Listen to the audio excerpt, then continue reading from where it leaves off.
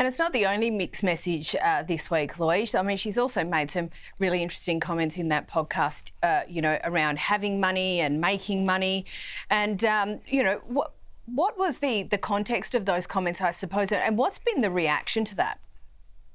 Well, this is Meghan at her disingenuous best, surely. She talks about having a scarcity money mindset, sort of worried about where the next dollar's coming from. I don't think anyone believes that for a second. I think the only scarcity with Meghan is her authenticity. This is a part of a conversation for the last episode of her Confessions of a Female Founder podcast, and her guest is a legitimate self-made businesswoman, Sarah Blakely, who created Spanx shapewear and is now a billionaire, and gave some very sort of good advice about making money. It's fun to make money, it's fun to buy things, but it's also fun to give the money away. And at one point Meghan says, that's not a bad idea, I might like to try that. Well, clearly she could do that any day of the week. To sort of complain about being a millionaire and, the pressure of having so much money is absolute rubbish. This is someone who's always chased fame and wealth, and apparently at one point was rather sort of put out because Harry was not a billionaire, he was just a mere millionaire, or maybe a multi-millionaire, certainly once he got Diana's inheritance. So I find any conversation about her trying to be relatable and to say, yes, it's very hard when women are not taught about money and taught not to speak about money is absolute rubbish. And that isn't the end. That isn't the end of it from Meghan this week. She posted this video of her beekeeping with Lilibet. Now, Angela, I think it's always endearing to see parents doing activities with their kids. Should she just do more of this stuff?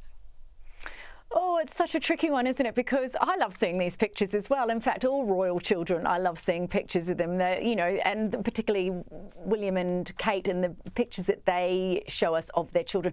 The problem with this is that we're not seeing their faces at all, and it's a deliberate, obviously, a strategy. But it's an about turn from an earlier strategy that Meghan and Harry had when they were in the UK. Of course, the typical way was if you had a baby, you'd stand on the outside the hospital not long after you'd given birth, and the media would get their photograph. Now, Meghan and Harry upended that, and they have upended and changed their minds on their picture philosophy ever since. Now that Meghan has something she's trying to sell, her children are being conscripted into her marketing.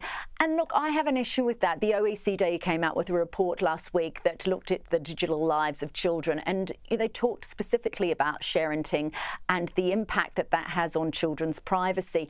It's very hard when you've put out pictures of young children to then, when other people, particularly as they become older and people on the streets snap pictures of them or see them at a playgroup or a kindergarten, to then stamp down on it if you've not had a cohesive policy on it with yourself. And I just think I'd love to know what Harry thinks. Is Harry really happy with his children being photographed? Of course, he grew up in the royal family and knew what it was like to have cameras on him the whole time. So that's what I'd love to know, what he thinks. And Louise, just very quickly before we go, I've only got about a minute left.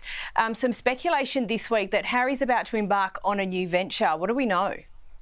Well, not a lot really, Caro, because I was reading the comments from Jenny Bond, who was saying, she's a former royal correspondent for the BBC in the UK, but she was saying that Harry's trying to find purpose in addition to his work with the Invictus Games. And I think she's definitely right. I mean, she's very well sourced and very experienced in covering the royals. But what that project will be, I don't think anyone actually knows. It's got to be something that obviously doesn't detract from the great work he does with Invictus, but he's still doing some pretty random stuff. I mean, he turned up in China this week at a travel and tourism forum, sort of conference about sustainability. So I'm not sure what his agenda, I think, is still pretty woolly and all over the place. And maybe he feels he has to compete with his wife on that front. Who knows? No, who knows? And we will see. Thank you so much, Louise Roberts and Angela Mollard.